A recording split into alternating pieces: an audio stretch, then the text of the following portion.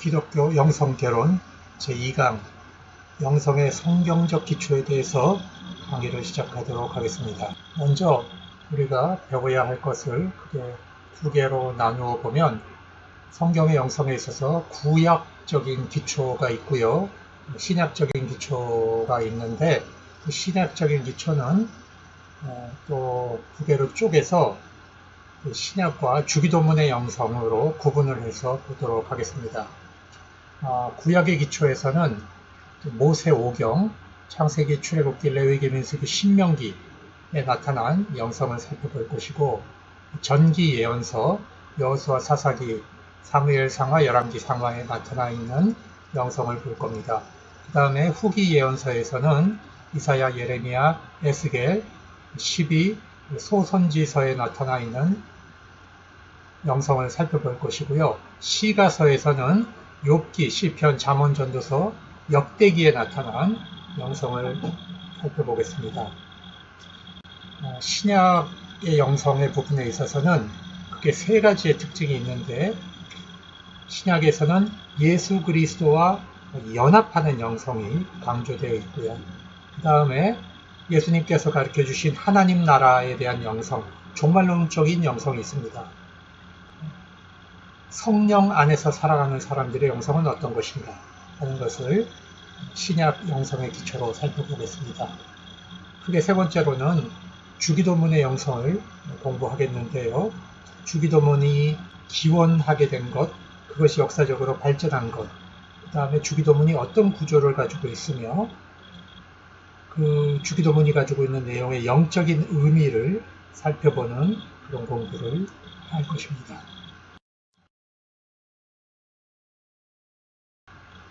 구약의 기초를 살펴보겠습니다. 먼저 모세오경 토라에서 창세기의 영성을 공부하겠는데요. 창세기에서 가장 첫 번째 나오는 중요한 영성의 출발은 사람이 남자와 여자가 하나님의 형상으로 창조됐다고 하는 것입니다. 그러면 그 하나님의 형상은 도대체 무엇이냐?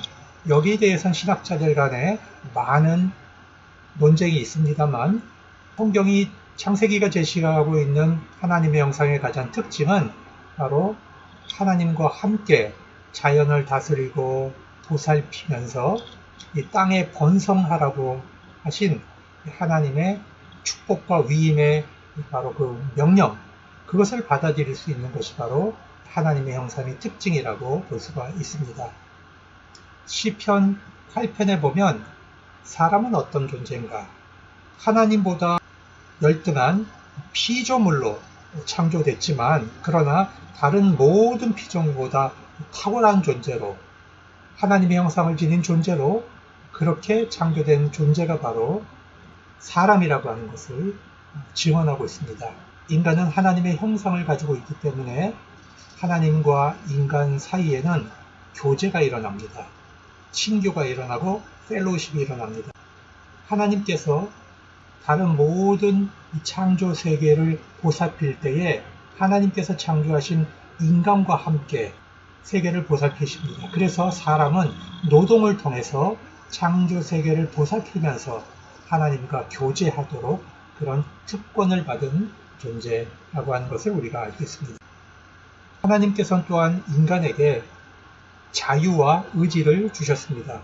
그것은 하나님께서 선악과를 먹지 말라라고 명령을 하신 것은 인간에게 자유를 주셨고, 인간에게 선택할 수 있는 의지를 또한 주신 것입니다. 이 땅에 있는 모든 동물들, 사물의 이름을 짓도록 초대하시는데, 이것도 바로 하나님께서 사람에게 주신 자유와 의지를 잘 나타내주고 있는 것입니다. 이런 것을 다 살펴볼 때 인간의 영성의 가장 중요한 측면은 무엇이냐? 바로 하나님께서 최초에 창조하신 하나님의 형상, 순수한 형상을 가지고 인간이 창조되었다고 하는 것입니다. 그러나 창세기 3장에 가서 인간은 하나님의 말씀에 불순종하고 하나님과의 관계가 파괴됩니다. 그래서 인간은 죄짓기 전에는 하나님과 함께 있고 싶고 하나님과 대화하고 하나님과 교제하는 것을 즐기고 기뻐했습니다. 그러나 범죄한 이후로 인간은 하나님의 낯을 피하여 숨는 것이 바로 죄 지은 인간의 본성이 되었습니다. 하나님과 끊어진 인간은 인간과 인간 사이에서도 관계가 파괴가 됩니다. 그래서 아담아 네가 왜 그랬느냐 물었을 때에 하와가 선악과를 줘서 먹었다라고 책임을 전가합니다. 하와에게는 너는 왜 그랬느냐 물었을 때 잘못했다라고 말하지 않고 뱀이 자기를 유혹해서 먹었다라고 또 책임을 전가합니다. 가장 사랑했던 부부 아담과 하와는 서로가 벌거벗은 것이 수치스러워서 서로를 부끄러워하는 그런 존재가 되었습니다. 또한 인간과 자연의 관계도 파괴가 됩니다. 그 이전에는 자연이 끊임없이 생산을 해주었는데 이제는 모든 생산의 과정에 고통이 따라야 하고 인간도 힘들게 노동하고 땀을 흘려야 생산물을 먹을 수 있는 그런 존재가 되었습니다. 비록 자연은 직접적으로 범죄하지 않았지만 인간의 범죄로 인해서 그 결과로 자연마저도 하나님으로부터 저주를 받고 소외되는 그런 불행한 광계 파괴가 일어나게 됩니다. 창세기 4장에는 가인과 아벨의 제사가 등장합니다.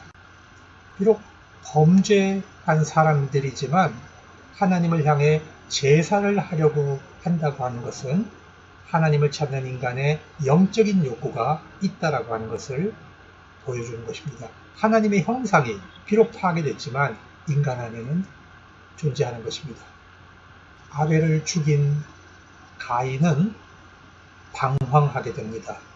성경에는 유리하는 자라고 표현되어 있는데 영어로 보면 쉴 새 없이 떠돌아다니는 자다 이렇게 표현이 되어 있습니다. 이것은 바로 죄 지은 인간의 실존입니다.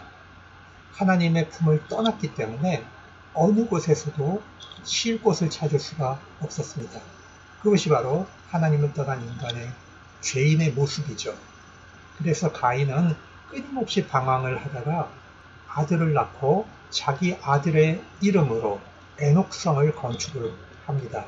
자기 이름으로 건축하지 못하죠. 가인의 실존은 떠돌아다니는 자이기 때문에 자기 힘으로 자기가 정착할 곳을 찾게 되는 것입니다. 그런데 이 가인이 자기 아내를 향해서 이렇게 말합니다. 아다와 실라여 내 노래를 들으시오. 소년이 나에게 작은 상처를 입혔다고 내가 그를 죽여버렸다라고 하는 그런 노래를 합니다. 피의 노래를 하죠. 이것이 바로 죄 지은 인간의 참혹한 모습입니다. 창세기 4장에는 가인의 족보가 나옵니다. 이 가인의 족보는 목축업의 조상도 나오고 또 철기 문명의 조상도 나오고 음악과의 조상도 나옵니다. 그렇지만 여기에는 여호와의 이름을 부르는 사람이 없습니다. 가인의 족보에는 반역하는 인간의 독립성만이 강조되고 있습니다. 그런데 하나님께서 죽은 아벨을 대신해서 셋을 낳게 하시는데 바로 이 셋이 나온 다음 이후로 여호와의 이름을 부릅니다. 창세기 5장에는 이 셋의 족보가 등장을 하는데 이 셋에 나오는 사람들은 하나님과 동행하는 모습들이 계속 나옵니다. 여호와의 이름을 부르고 하나님과 동행하는 존재, 그것이 영성을 유지하는 인간의 모습입니다.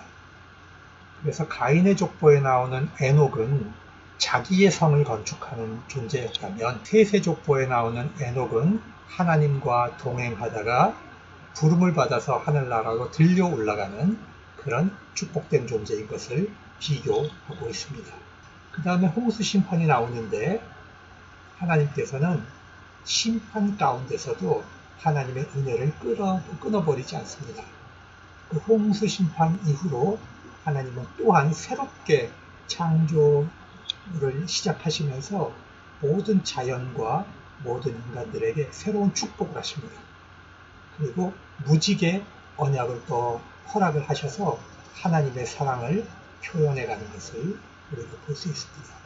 제가 영성이라고 하는 것은 관계라고 말하지 않았습니까? 하나님과 사람 사이의 관계성이라고 이야기했는데, 이 성경은 창세기에는 이런 끊임없는 관계성의 이야기가 등장하고 있는 것을 볼 수가 있습니다. 창세기 12장에서 50장에는 족장의 역사가 나옵니다. 아브라함, 이삭, 야곱, 요셉의 이야기가 나오죠. 이것은 하나님께서 새로운 구속의 역사를 시작하는 그러한 출발점입니다. 출애굽에 가서는 하나님께서 구속된 공동체를 만드시지만, 이 족장의 역사에서는 한 가족과 하나님이 언약을 맺습니다. 그래서 하나님께서는 땅과 자손과 그 이름을 번성하게 하겠다, 인도와 보호를 약속하시면서 약속의 땅으로 떠나라 하고 명령을 하십니다. 하나님께서는 언약을 주시고 인간에게는 신앙과 순종을 요구하십니다. 이것이 굉장히 중요한데요. 우리 영성에게 있어서, 영성의 관계에 있어서 하나님을 향한 믿음과 그 언약에 대한 순종이 하나님과 우리의 관계를 이어가는 굉장히 중요한 조건이라고 하는 것을 우리가 깨닫게 됩니다. 하나님은 우리에게 공로를 요구하시지 않고 신앙과 하나님의 명령에 대한 순종을 요구하신다는 것입니다. 그런데 족장들에게 있어서 굉장히 독특한 것은, 족장의 영성에서 굉장히 독특한 것은 제단을 쌓고 여호와의 이름을 부른다고 하는 것입니다. 바로 하나님과 인간의 영적인 관계성을 보여주고 있는 대목입니다.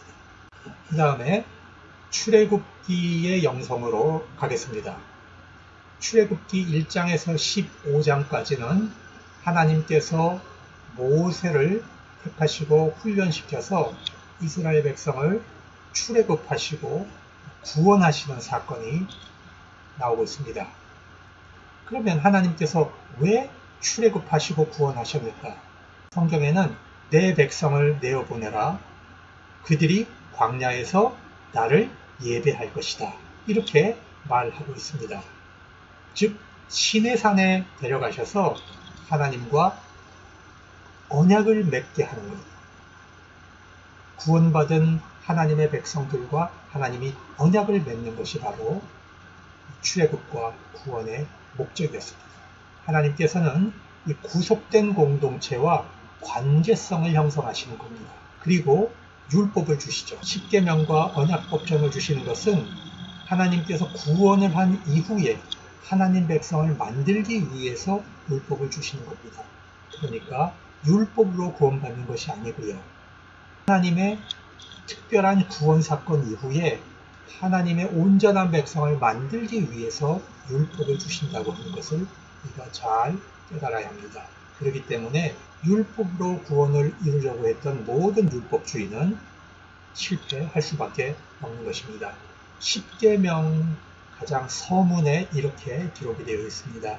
나는 너를 애굽 땅 종되었던 집에서 인도하여 낸 네 하나님 여호와니라. 그렇습니다. 십계명과 언약법전은 하나님께서 자기 백성을 하나님 백성으로 만들어가는 그 관계성을 도덕적인 원리로 표현해 주신 것입니다.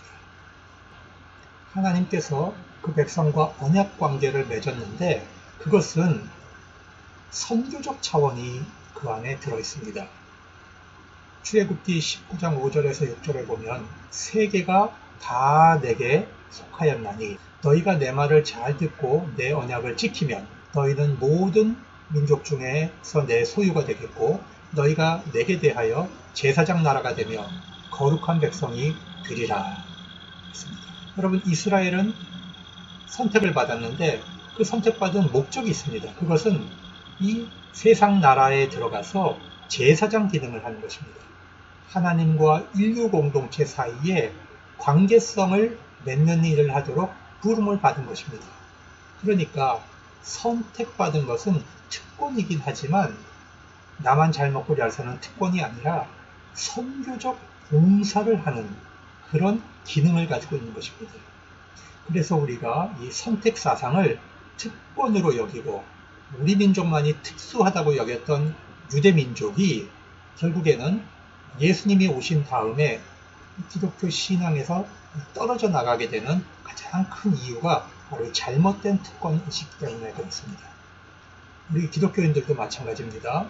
우리 영성에 있어서 하나님과 나와의 올바른 관계를 유지한다고 하는 것은 그 안에 바로 이 선교적 차원이 있다고 하는 것을 잊어서는 안 되는 것입니다. 출애굽기가 하나님께서 구원하시고 율법을 주시고 그 다음에 25장부터 40장까지는 성막을 건설하는 이야기가 굉장히 많이 나오고 있습니다. 이 성막을 하나님이 왜 건설하게 하셨는가? 그것은 하나님께서 언약을 맺은 공동체에게 내가 영원히 너희와 함께 하겠다라고 하는 것을 보증해 주시는 것입니다. 그래서 하나님이 임재하셨던 장소가 시내산이었다면 이제는 성막이 완성된 이후로 하나님께서 성막으로 오셔서 하나님 백성과 영원히 함께 하겠다고 하는 것을 보증해주고 증명하는 것이 바로 성막 사건입니다. 즉 이스라엘의 존재가 출발하는 영적인 원리가 바로 성막에 있는 것입니다. 한데 성막 기사 25장에서 40장 그 바로 중간에 가장 이스라엘 백성이 위기를 겪었던 반역 사건이 자리를 하고 있습니다. 그것은 바로 금송아지 숭배 사건이었습니다. 이스라엘 백성들은 우상 숭배를 하면서 하나님의 위대한 속성을 경험하게 됩니다. 출애굽기 34장 6절에서 7절 말씀을 보면 하나님이 당신의 속성을 이렇게 설명하십니다. 나는 여호와는 자비롭고 은혜롭고 노하기를 더디하시고 인자와 진실이 많은 하나님이라. 인자를 천대까지 베풀며 악과 과실과 죄를 용서하리라. 그러나 벌을 면제하지는 아니하고 아버지의 악행을 자손 3, 4대까지 보응하리라. 그렇습니다. 스스로 계시는 자라고 당신을 드러내셨던 여호와 하나님의 속성은 바로 사랑의 하나님이시며 또한 공의의 하나님이십니다. 우상 숭배를 절대 용서하지 않는 공의의 하나님입니다.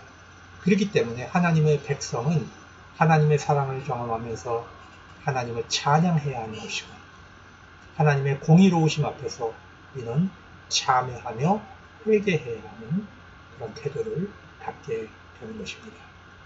우리의 영성에 있어서 찬양과 회개는 바로 거룩하신 하나님의 사랑과 공의로우심에 대한 우리의 응답이며 반응인 것입니다. 이제 레위기와 민수기의 영성에 대해서 공부를 하겠습니다.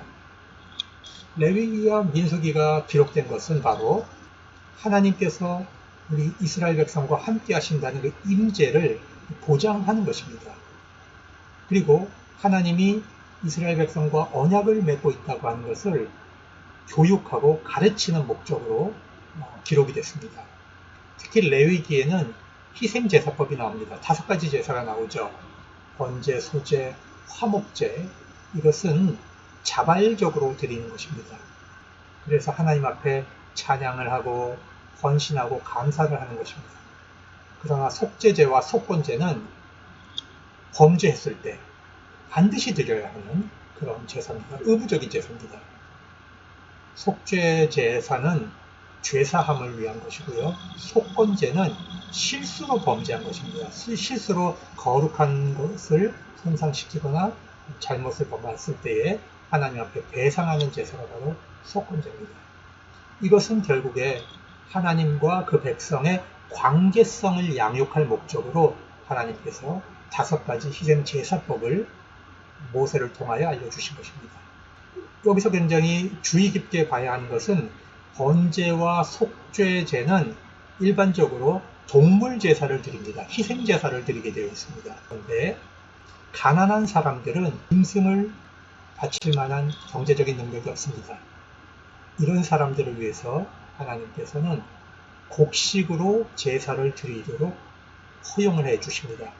하나님께서 아무리 가난해도 하나님과 자기 백성 사이에 관계를 양육하는 데 있어서 소외되지 않도록 하나님은 굉장히 꼼꼼한 배려를 하시는 겁니다. 심지어는 곡식조차 바칠 수 없을 때는 자기가 일상생활에서 먹는 음식으로 하나님 앞에 바칠 수 있도록 그렇게 허락을 해 주셨습니다. 제사법이 나오고요. 그 다음에 정결법이 나옵니다. 먹을 수 있는 것, 먹으면 안 되는 것, 깨끗한 것, 부정한 것, 이런 것들을 구분하게 되는데, 그것은 이스라엘 백성들 사이에 상징적이고 제의적인 세계를 만들어서 하나님의 임재가 있을 때에 하나님의 임재에 가까운 것은 깨끗한 것으로, 하나님의 임재에 방해가 되고 껄끄러운 것은 부정한 것으로 그렇게 구분을 하게 한 것입니다. 그래서 바로 하나님의 임재와 언약 관계 속에서 하나님과 어떻게 친교할 것인가, 하나님과 어떻게 관계를 맺을 것인가 하는 것을 교육하는 것이 바로 레위기와 민수기의 영성이라고 하는 것입니다. 이제 신명기의 영성을 공부하겠습니다. 신명기는 모세오경의 마지막 책입니다. 그리고 나머지 모든 구약 성경을 풀고 나가는 핵심의 메시지를 바로 신명기에서 가르쳐주고 있습니다. 신명기는 가나안 땅에 들어갔을 때 해야 할 일이 어떤 것인지를 알려주는 모세의 이야기, 설교와 같은 것입니다. 하나님께서 이스라엘 백성을 사랑하시고 구원하셨고 또 이스라엘 백성과 언약을 맺으셨기 때문에 거기에 응답하는 합당한 삶을 살아라 하는 것이 바로 신명기 영성의 주제입니다. 신명기 10장 12절 13절의 말씀입니다. 이스라엘아, 네 하나님 여호와께서 네게 요구하시는 것이 무엇이냐?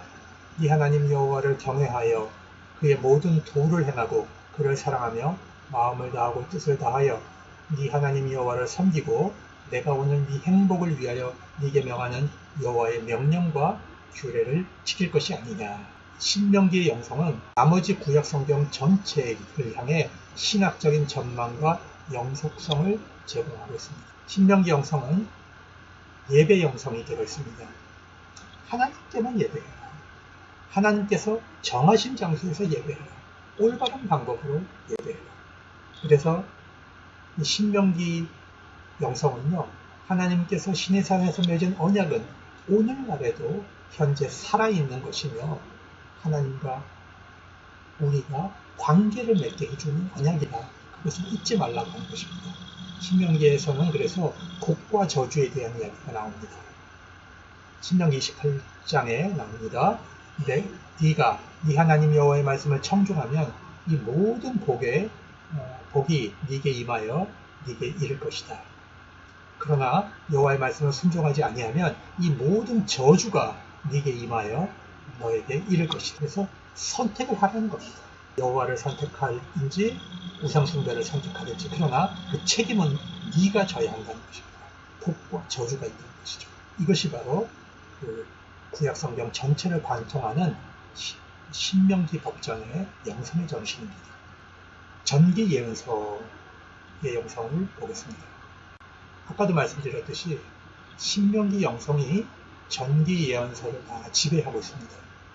그래서 하나님과의 그 언약 정신을 지키려고 하는 이 투쟁이 이 전기 예언서에는 가득 들어 있습니다. 우상 숭배, 산당 제사 이런 것과 끊임없이 싸워나가는 것이죠. 복과 저주의 문구를 사용해서 계속 말씀이 되풀이됩니다.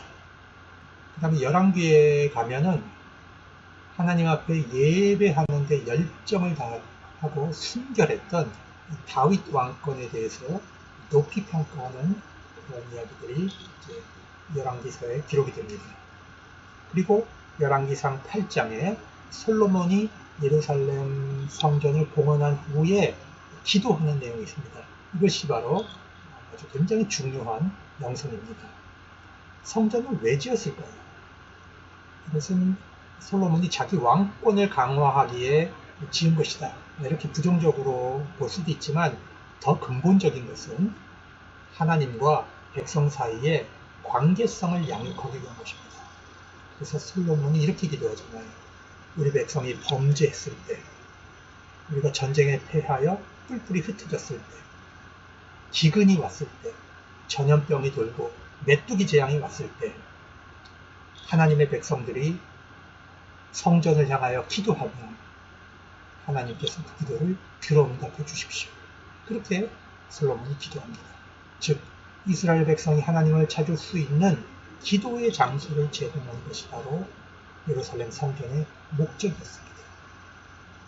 하나님과 하나님 백성 사이에 관계성을 양육하는 것이 예루살렘 성전의 목적이었다는 것입니다.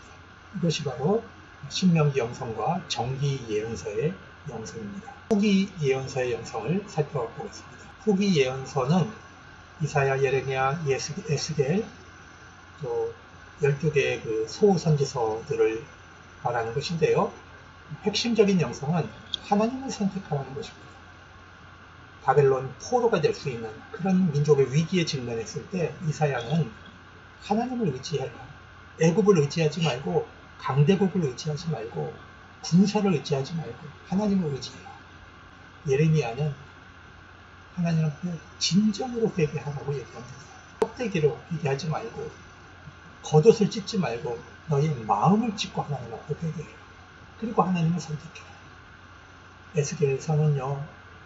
하나님의 영광은 예루살렘 성전에만 묶여 있는 것이 아니라 온 세상 속에 하나님의 영광이 가득 찬다고 하는 것을 예언합니다. 그 다음에 12소 선지서는 하나님께서 징계를 통해서라도 자기 백성을 구원하시고 회개를 촉구하는 그런 이야기가 되풀이되어서 나오고 있습니다. 즉 하나님 앞에 회개하면 용서받을 수 있다. 그럼에도 불구하고 이스라엘 백성들은 회개하지 않습니다. 희망이 없습니다. 그래서 하나님께서 마지막으로 관계성을 회복하기 위해서 하시는 방법이 예레미야서, 에스겔서, 요엘서에 보면 마지막 날에 하나님께서 성령으로 주권적으로 하나님이 자기 백성과 관계를 회복하셔서 새로운 언약을 맺고 새로운 하나님의 백성을 만드신다라고 하는 희망을 제공해 주고 있습니다. 이것이 바로 후기 예언서의 영성입니다. 그리고 후기 예언서에서 독특한 것은 예언자들이 하나님 앞에서 소명받는 이야기가 나오는데 이것은 우리가 굉장히 깊이 살펴보아야 할 부분입니다. 이사야 6장에서는 이사야의 소명 이야기가 나오고 예레미야 1장에는 예레미야가 소명받는 이야기가 나오죠. 그 다음에 에스겔서에서는 에스겔의 소명 이야기가 나옵니다. 그러나 이 소명 이야기의 공통점은 하나님의 임재 앞에 섰을 때 예언자는 도대체 자기가 무엇을 해야 될지 어떻게 행동해야 될지 모르는 거예요. 그래서 하나님 앞에 어떻게 해야 되냐고 내가 어떻게 해야 하냐고 하나님 앞에 질문합니다. 그리고 피조물인 내가 하나님을 만난 것을 저주하면서 자기를 비판하는 모습을 보게 됩니다.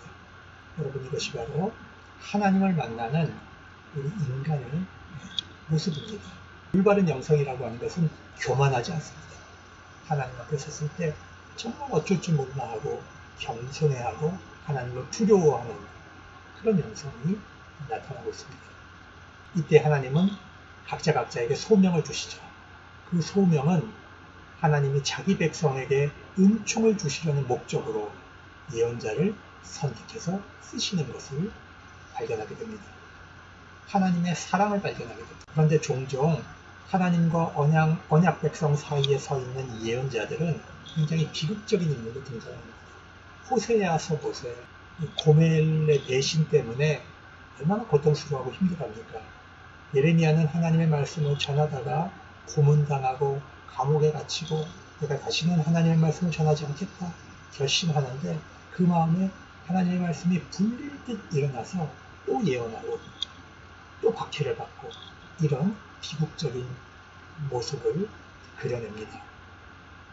그런데 이스라엘 백성들은 하나님의 선택받은 예언자를 보면서 자기들의 모습이 어떤 것인지를 정직하게 바라보게 됩니다.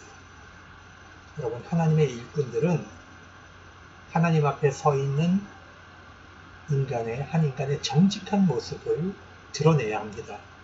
위선을 부리지 말고 정직한 모습을 하나님의 백성들 앞에 보여줌을 통해서 하나님의 사랑을 나타내는 것이 바로 예언자의 역할이었습니다.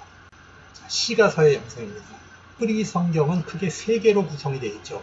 토라라고 하는 모세오경이고요. 그 다음에 예언서가 있고요. 그 다음에 시가서, 이렇게 세 가지로 구성이 됩니다. 그런데 이 시가서의 영성에서 잠언이 있습니다. 잠언은 하나님을 경외하는 것이 지혜와 지식의 근본이고 우리 삶의 목적이라고 하는 것을 가르쳐 줍니다. 잠언 1장에서 9장까지는 우리 일상의 삶 속에서 하나님을 경외하는 영성을 드러내라는 것입니다. 그 다음에 10장에서 31장까지는 이 인간관계, 상업, 리더십에 바로 하나님을 경외하는 그 영성을 적용해서 드러내게 하는 것이 바로 잠언의 영성입니다. 전도서의 영성은요, 청년을 향해서 젊었을 때의 창조주 하나님을 기억하고 경외하라는 것입니다.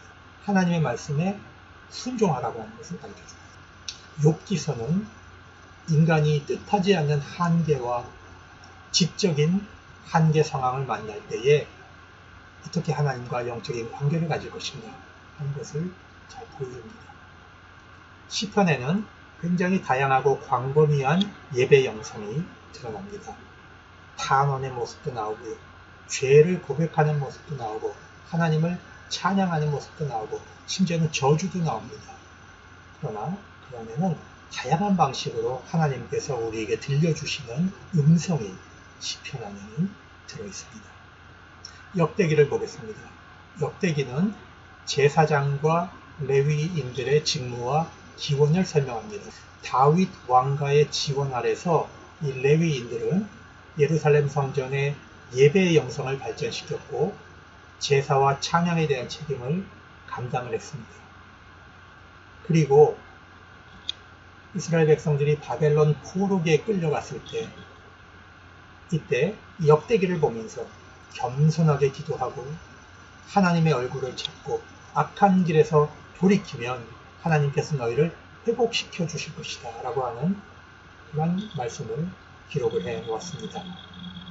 역대기의 영성이 잘 나타난 것이 바로 에스라 느헤미야입니다. 에스라 느헤미야에 보면 성전을 재건하는 이야기가 나오고 성전 예배가 회복돼서 하나님의 말씀을 듣고 회개하는 영성이 나타나 있습니다. 끝으로 구약 성경의 영성은 다양한 영성 신학들이 소개되어 있습니다. 하나님과 관계를 맺는 굉장히 다양한 방법을 구약 성경은 제공하고 있습니다. 그러나 그 중심에는 마음을 다하고 성품을 다하고 힘을 다해 하나님을 사랑하는 그 백성을 하나님께서 열정적으로 찾으신다라고 하는 그 사랑의 이야기가 담겨 있는 것입니다. 구약 성경의 영성 부분은 끝을 맺도록 하겠습니다. 이어서 신약의 영성을 다음 편에서 공부하겠습니다.